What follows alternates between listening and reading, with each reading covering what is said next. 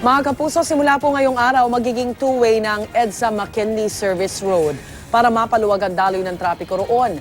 Narito ang unang balita live ni Bam Alegre. Bam!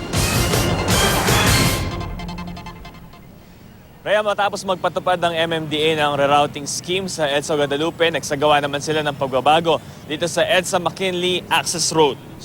Kung dati one-way lang ito, two-way na ito simula ngayong Lunes para maibsan ang pagbigat ng daloy ng trapiko sa lugar.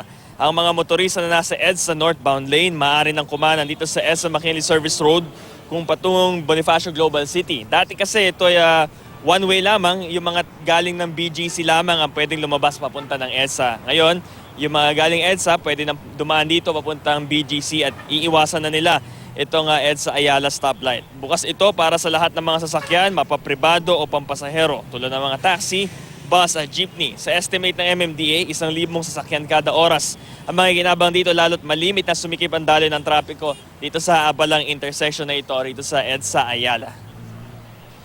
Rhea, sa ngayon narito yung mga MMDA enforcer para gabayan yung mga motorista na pwede na silang kumanan dito. Ito yung kalsada malapit sa MRT Ayala northbound lane.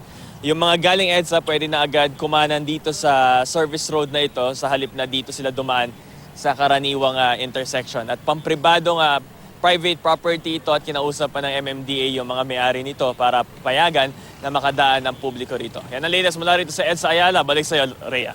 Maraming salamat, Bam Alegre.